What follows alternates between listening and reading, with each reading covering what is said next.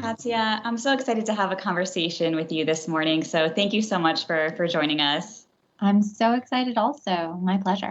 I would love for you to share the vision behind Birchbox and what truly inspired you to start your company. Yes, so I'll start with what inspired us because I think the vision has evolved. It's been 11 years. And when we started Birchbox, what we saw was that a few things. Women were starting to launch businesses for the female consumer, which was relatively new.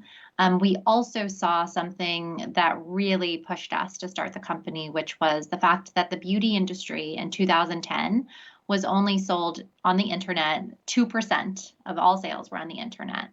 And my co-founder and I, we saw that, and we went from being business school students who were interested in learning how to write a business plan to kind of entrepreneurs overnight who decided to launch our idea as a test while we were still in business school.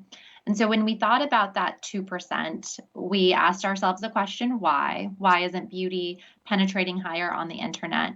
And we did a little bit of research and surveying, and we learned things that probably seem somewhat obvious, that ended up really creating the vision and the business model for Birchbox. The first thing is that the beauty industry has a lot of things in it. There are a lot of choices, and the internet actually makes that worse. So even though there's a lot of choices of beauty products in a store, they're somewhat contained. Online, that goes away and there's almost infinite choices. The other thing that we heard resoundingly was that people wanted to try products before they bought them. So what we realized was that the 2% that was sold was replenishment, which means someone's buying something they already used. And we realized that that was not really fitting with an industry that was always launching new products. That's really the spark. 2% sold online. The industry needs to sell people the new things on the internet, not just the replenishment things. How can we do that? And from there, we said, well, we can, use samples that are already kind of a part of the marketing toolkit. We can contain the options by saying you only get a few at a time that are personalized for you, give you the right content, and then also facilitate the purchase. So try, learn, buy, the full discovery. That was how it started.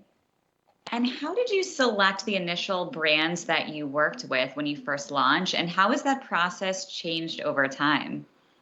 When we first launched, we looked at brands that we knew about and had heard of. One of the reasons, practically speaking, was because we knew that we weren't a known brand yet, and we needed to attract brands that were in order to give consumers confidence in what they were spending on.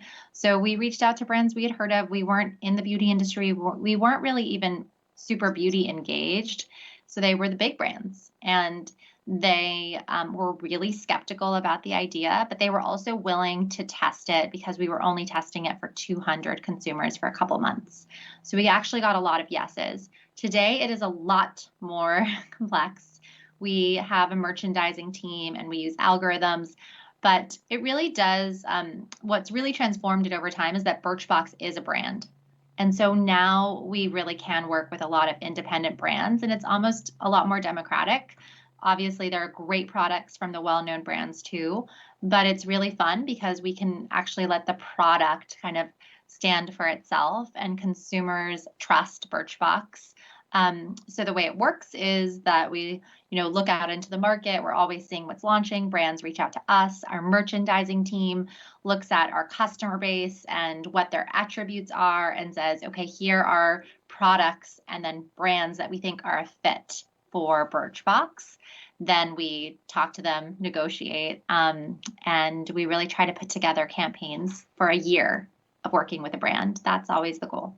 Wow. So I want to know, before Birchbox was the brand Birchbox and all of these companies knew who you were, you had to pitch to them to take a chance on you to start working with you. What got those big brands really interested in saying yes? Like, what was your pitch to them? So it was in the very early days, we were explaining almost the insight that we saw, which was the beauty industry was very underpenetrated, and that e-commerce was this greenfield opportunity where brands could find more business, and also where they could work with a startup to shape how they could create something that was really a long-term value for them. And one of the things that we really talked about was, well, how are you acquiring customers today? And how are you even using samples today? So we would show, well, the way it's happening in a physical store feels inefficient. Somebody is at the checkout, at a point of sale, they're an existing customer, they're being offered a sample. There wasn't tracking, and there's very little tracking now. There was no sense of, did that sample become a customer, a returning customer? And we said, look, what we're trying to do is both give you data about how your product that is a sample translates into a future customer, and also we're helping you build a digital business. And again, we also highlighted that because we're a startup, you can shape how we put resources in our company, and you can really have a hand in how you can get the most out of us. That was honestly not a small part of the pitch. That's so interesting. And I know firsthand that building a two-sided marketplace can be extremely challenging and complex. Can you share about how you were able to build your customer base and then also build your curated brand partners all at the same time? Yes. So our customer base really happened naturally.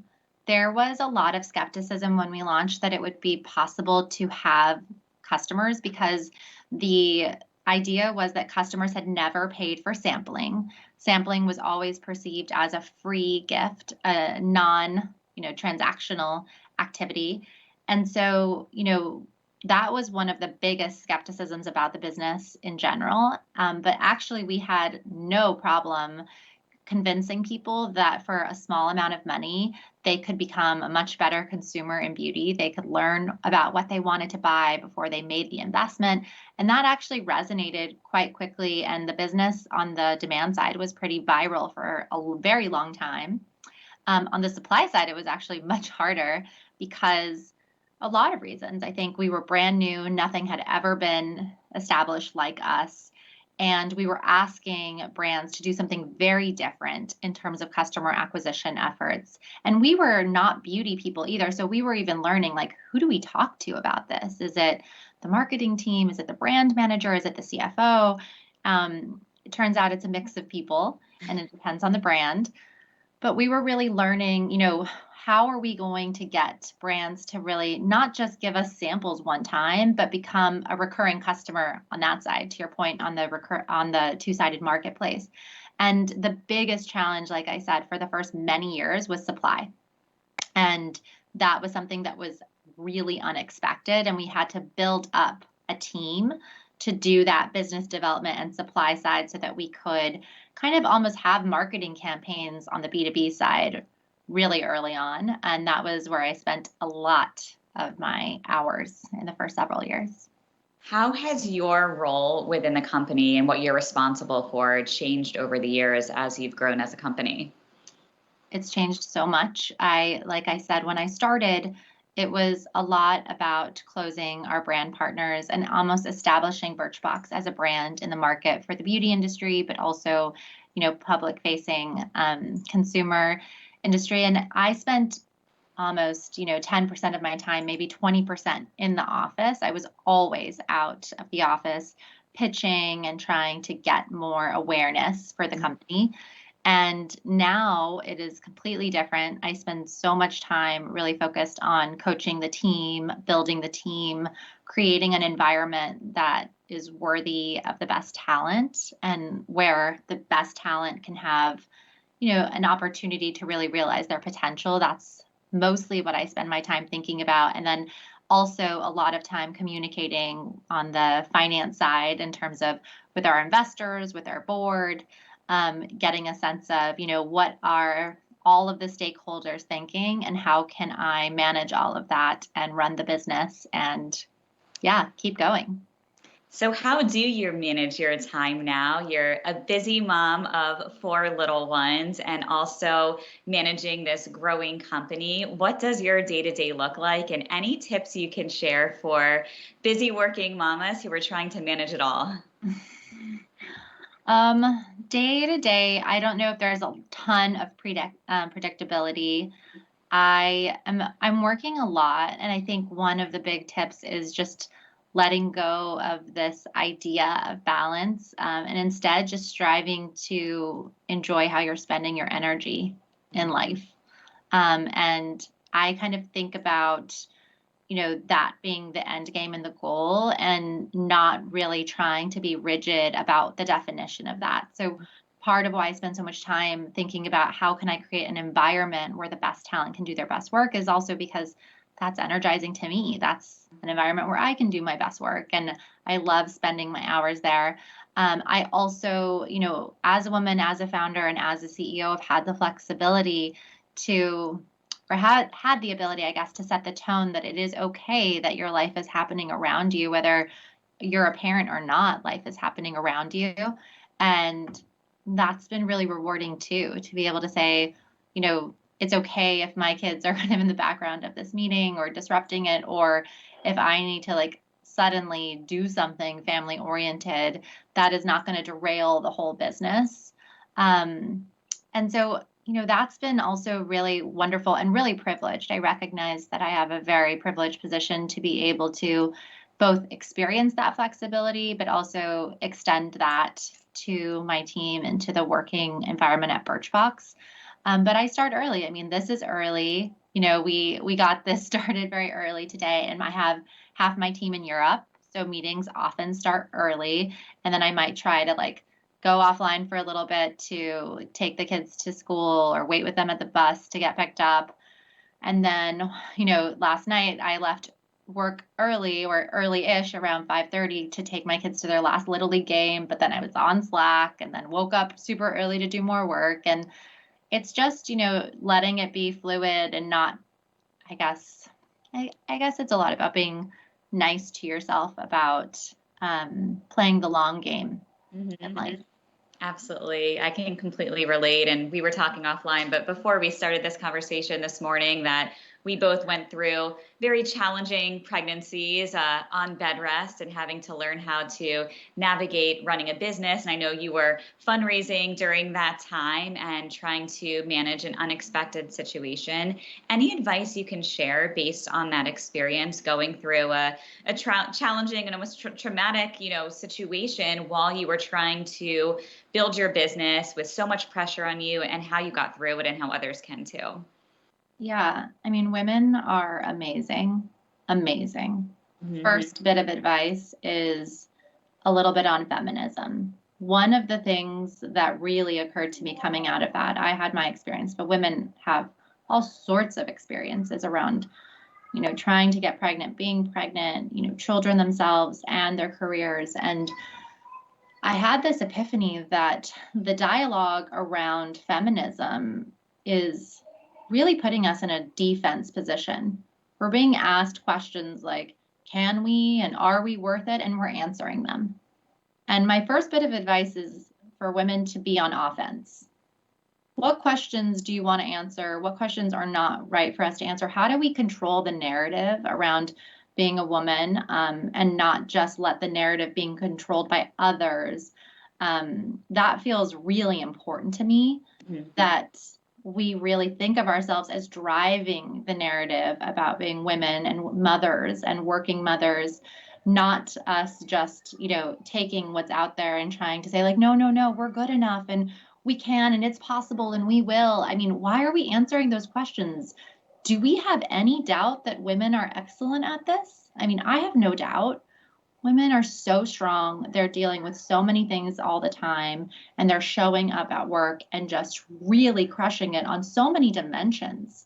From supporting the team, from, really thinking strategically, from just being able to have expansive paradigms all the time. I mean, women are by far like so spectacular and special. And I really feel so strongly that we need to just know that and stop trying to defend that and prove that.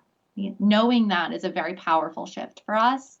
As far as, trauma, and I know you can relate to this too, it's so cheesy, but it's such a gift when you survive it.